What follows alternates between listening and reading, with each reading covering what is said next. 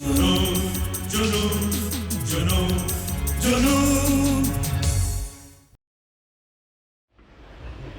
राजवंश बच निकल गया, ठीक है, लेकिन हर अखबार वाले ने एक बड़ा सवाल उठाया है कि स्ट्रिक्ट कंट्रोल के इस जमाने में उसे सीमेंट और लोहे का इतना बड़ा कोटा मिल रहा है। कुछ नहीं होता उससे, कुछ नहीं होता। सरकार की मर्जी है, जिसे चाहे जितना चाहे कोटा दे सकती है। लेकिन सर, यह स्कैंडल तो हुआ। मैनेजर साहब, आप ये क्यों नहीं मान लेते कि हमारा ये वार खाली गया है? जी वो तो है। और अब तो वो शेर हो जाएगा। ये मुमकिन नहीं कि उसे ये नहीं मालूम कि ये सब कुछ कौन करवा रहा है। इसलिए वो जरूर जवाबी हमला करने की सोच रहा होगा। जी मैनेजर साहब, वो कैसी ऊंची हरकतें कर सकता है, इस चीज से आप अच्छी तरह वाकिफ हैं। इसलिए सारी फैक्ट्रीज की सिक्योरिटी और बढ़ा दीजिए। और एक बात का ख्याल रखें, कोई भी मजदूर लीडर किसी भी यूनियन को उकसाने की कोशिश ना करे। ये बात सारे फैक्ट्री मैनेजर्स को खास तौर पे समझा दीजिए। ठीक है सर, अभी सबको बुलाकर समझा दूंगा। ये तो हुए हमारे डिफेंसिव स्टेप्स, और अब सुनिए हमारे ऑफेंसिव की स्ट्रेटजी। हमें उस पर ऐसा वार करना चाहिए कि वो जिंदगी भर याद रखे कि उसने आदित्य धनराज से टक्कर लेने की हमाकत की है। सीधा सा रास्ता है सर, जिस तरह और लोग करते हैं उसी तरह हम भी अंडरवर्ल्ड के किसी सरगने को उसके पीछे लगा देंगे। आदित्य धनराज अभी इतना कमजोर नहीं है कि उसे किसी और का सहारा लेना पड़े। राजवंश बिल्डर्स के कितने फ्लैट्स एडी बिल्डर्स के रजिस्टर में दर्ज हैं? हमने राजवंश बिल्डर्स के 300 फ्लैट में से 180 फ्लैट खरीदे हैं, जो सारे एडी बिल्डर्स के खाते में दर्ज है। गुड, अब मजा आएगा। हम अपने तमाम बेनामी फ्लैट्स उसी कीमत पर बेच देंगे जिस कीमत पर हमने खरीदे थे। यानी कि जिस फ्लैट की कीमत 15 लाख तक पहुंच गई है उसे हम 6 लाख में बेच देंगे। इससे तो बहुत घाटा होगा सर। फायदे में घाटा होगा ना, क्या फर्क पड़ता है धनराज एंटरप्राइजेस को? कोई फर्क नहीं पड़ता। लेकिन अब सुमेर राजवंश की कमर टूट जाएगी और इससे उसकी मार्केट धड़ाम से गिर जाएगी, और ऐसा गिरेगी कि उसके लिए संभलना भी मुश्किल हो जाएगा। डेफिनेटली सर, इस बार से वो वाकई संभल नहीं पाएगा। इससे पहले कि वो हम पर वार करने की सोचे, हम उस पर झपट पड़ेंगे, और ये वार मैं खुलेआम उसके सामने करूंगा। मैं मतलब नहीं समझा। मतलब ये कि आज के बाद सारा काम एडी बिल्डर्स के नाम से नहीं, बल्कि आदित्य धनराज बिल्डर्स के नाम से होगा। आप मिस्टर खन्ना को मेरे पास भेजिए, मैं 2-3 दिन में अपने फ्लैट्स की सेल का इश्तिहार अखबारों में दे दूंगा।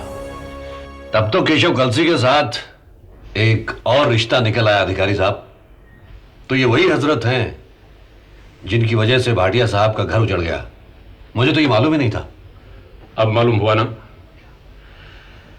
वैसे मेरे दिमाग में यह बात पहले आई ही नहीं। वाकई तुम्हें एहतियात बरतना चाहिए। वैसे नील भाटिया ऐसे आदमी नहीं है कि बुरा मानेंगे अगर हम किसी और वकील को एंगेज करें। लेकिन क्या ये ब्लैकमेलिंग नहीं? ये तुम्हारा के और करता ही क्या है? इसका सारा कारोबार ब्लैकमेलिंग पर ही तो चलता है। तुम्हें नहीं मालूम कि कहां कहां इसकी जरूरत पड़ेगी। इसलिए ऐसे आदमियों से बिगाड़ने से कोई फायदा नहीं, बल्कि उल्टे मुसीबत ही आन खड़ी हो सकती है। ये के बहुत ही खतरनाक आदमी है। ऐसे आदमियों का काटा तो 1 मिनट भी नहीं रह सकता। ठीक है, जैसा आप कहें। खैर कोई बात नहीं, मैं कल तुम्हारे साथ पुलिस स्टेशन आऊंगा। नाउ रिलैक्स, सब ठीक हो जाएगा। तो तू जो इतने सालों से हमारे यहाँ काम करता आया है, रात के अंधेरे में हमारे गोदामों से सीमेंट चुरा चुरा के बेचता रहा। मैं अभी तुझे जेल भिजवाता हूँ, तू देखता जा। तुझे हथकड़ी लगेगी तो तेरी बीवी सड़क पर आ जाएगी। नहीं मालिक, खुदा के वास्ते ऐसा मत करियो। मैं थारा नमक खाया। हाँ, और वही नमक अब तेरी रगों में जहर बनकर दौड़ रहा है। बेईमानी और बेवफाई का जहर। सच सच बता, किसे बेचता रहा है तू वो सीमेंट? ये मन ने क्या पता साहब, ये बाबू हुक्म देता था, हम इनका हुक्म बजा लाते थे। ये झूठ बोल रहा है, सरासर झूठ। तुम चुप रहो धनराज की तोकली औलाद। तुमसे मैं बाद में निपटता हूं। हाँ, तो सीमेंट बेचने का हुक्म तुम्हें यह देता था? बेच तो यही रहा होगा साहब, दिलावर तो हुक्म का गुलाम है साहब। तो तुम ऐसा नहीं बताओगे। अभी मैं तुम्हें पुलिस के हवाले करता हूं। पाटिल! नहीं मालिक, नहीं रहे मालिक, नहीं रहे। ले जाओ इसे। नहीं, बात अपने मन कर दो। नहीं मालिक, नहीं। हाँ, तो धनराज साहब, आप कब से इस तरीके से सीमेंट चुरा चुरा के बेचते रहे हैं? दिन ही कितने हुए हैं स्टोर का चार्ज लिए हुए राजा साहब। तो आप मानते हैं कि आप सीमेंट चुरा के लोगों को बेचते रहे हैं? ये मैंने कब कहा कि मैं सीमेंट चुरा के बेचता रहूं? ये भी नहीं कहा। तुम्हें सीमेंट चुराते हुए रंगे हाथों पकड़ा गया है धनराज। ये जाती है राजा साहब, सरासर जाती है। माना कि मैं आपके टुकड़ों पर पल रहा हूं, इसका मतलब ये नहीं कि आप मेरे ऊपर चोरी का इल्जाम लगाएं और मैं चुपचाप सहता रहूं। अब आप देखिए, पुलिस ने भी पूरी तफ्तीश करने के बाद मुझे छोड़ दिया है। अब आप मेरे ऊपर कोई इल्जाम नहीं लगा सकते। वो तो मैंने तुम्हारी जान बचाई, वरना तुम हवालात में सड़ रहे होते। और मैं तुम्हें अभी भी पुलिस के हवाले कर सकता हूं, क्योंकि तुमने चोरी की है। आप जो भी कहें ठीक है। आप चाहें तो इस मनमोहन धनराज की पगड़ी भी उछाल सकते हैं, क्योंकि आप मालिक हैं। अब ये बकवास बंद करो और मेरी बात ध्यान से सुनो। अगर तुम पहले की तरह मुफ्त की रोटियां तोड़ना चाहते हो तो इत्मीनान से मेरे हुक्म का इंतजार करो, और जैसे मैं कहूं तुम इस तरीके से केशव कलसी के पास जाना कि किसी को कानों कान खबर तक ना हो। आगे क्या करना होगा ये तुम्हें केशव कलसी बताएगा। राजा साहब, मुझे उसके पास मत भेजिए। मुझे उससे बहुत डर लगता है। बड़ी मुश्किल से उससे पीछा छुड़ाया मैंने। इस गरीब पे तरस खाओ। बहुत तरस खा चुका हूं मैं तुम पर। अब ये टैं टैं बंद करो और वही करो जो मैं तुम्हें कहता हूं, वरना मैं इस सीमेंट की चोरी की पूरी रिपोर्ट तैयार कर चुका हूं। अब जाओ। और सुनो, आज के बाद तुम राजवंश बिल्डर्स का कोई भी काम नहीं करोगे। वैसे तुम्हारी रोजी रोटी चलती रहेगी। Now get lost. ठीक है हुजूर, जैसा आपका फैसला। मालिक हैं आप। चल मनमोहन, भाग ले यहाँ से।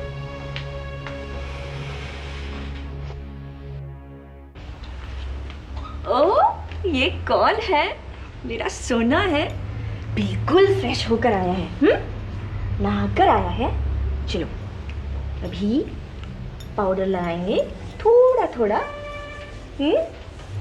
और फिर कपड़े पहनेंगे। चलो हाथ दो, हाथ दो, हाथ हाथ हाथ हाथ। Correct correct. पहनो पहनो, जल्दी पहनो। Good boy. Yes I know. अच्छा चलो, इसे कपड़े पहना दो और बाद में दूध पिला दो।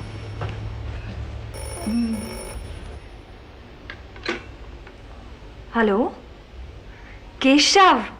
हाँ, मैं केशव बोल रहा हूँ, तुम्हारा केशव। कहाँ गायब हो गए हो तुम? कल भी टेलीफोन नहीं किया। किया था, तुम घर पर नहीं थे। हाँ, किसी का शिपमेंट आया हुआ था, मैं उसे छुड़ाने में लग गया था। लेकिन केशव, वो वकील जवाब लेकर अभी तक नहीं आया। इसलिए तो मैंने फोन किया। वो जवाब तैयार करके मेरे पास लाया है। तुम भी यहीं आ जाओ, फिर इत्मीनान से सारी बातें हो जाएंगी। और नाना साहब भी यही हैं। कानून के बारे में वो वकीलों से ज्यादा जानते हैं। ठीक है, मैं अभी आती हूँ। चलिए, लंच भी साथ कर लेते हैं। हाँ लंच? लंच नहीं, यहाँ मेरा बेटा है ना। उसे तो आया संभाल ले। ओके ठीक है, मैं अभी आती हूँ। सी यू।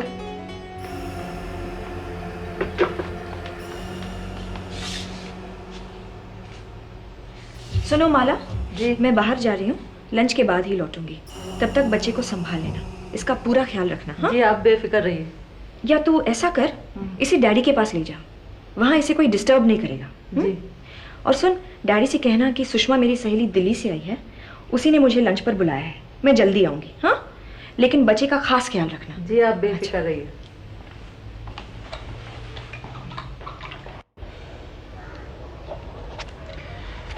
लो भाई रामदास, और वो कैशियर से कहो कि इन बिल्स को पेमेंट के लिए ज़्यादा लटकाने से कोई फ़ायदा नहीं है। जी जाओ। अल्ले मेरा गुल्लू गुल्लू, मेरा गुल्लू गुल्लू, मेरा राजा बहादुर, मेरा मुन्ना राजा। इसकी माँ कहाँ है? जी वो बाहर गई है, कह रही थी उनकी सहेली का टेलीफोन आया था, शायद वो लंच भी बाहर करेंगे। ठीक है, इसका मतलब लंच के बाद ही वापस आएगी वो। मेरे बच्चों, कुछ साहब जी, मेरी भांजी बेंगलोर से आई है, मैं उससे मिलकर आ जाऊं? नहीं नहीं, अरे भाई ये रोने लगेगा तो मुसीबत खड़ी हो जाएगी। जी मैंने उसको दूध पिला दिया है, वो अभी नहीं रोएगा। अच्छा ठीक है, लेकिन 1 घंटे तक लौट आना। जाओ। ये मेरा बच्चा, मेरा गुल्लू, लो लो। हाँ कहाँ गई मेरा गुल्लू गुल्लू? मेरा राजा बहादुर, मेरा राजा बेटा है तू। साहब जी, ये आया बच्चे को अकेले छोड़कर कहाँ चली गई? अरे वो उसकी भांजी बाहर से आई है, उसी को मिलने गई है, आ जाएगी अभी।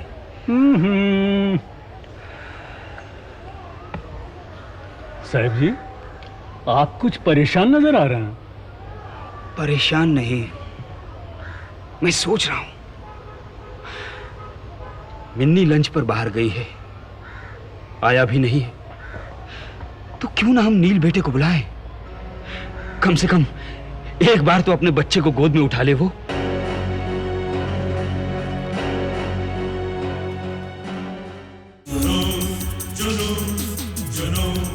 जुनून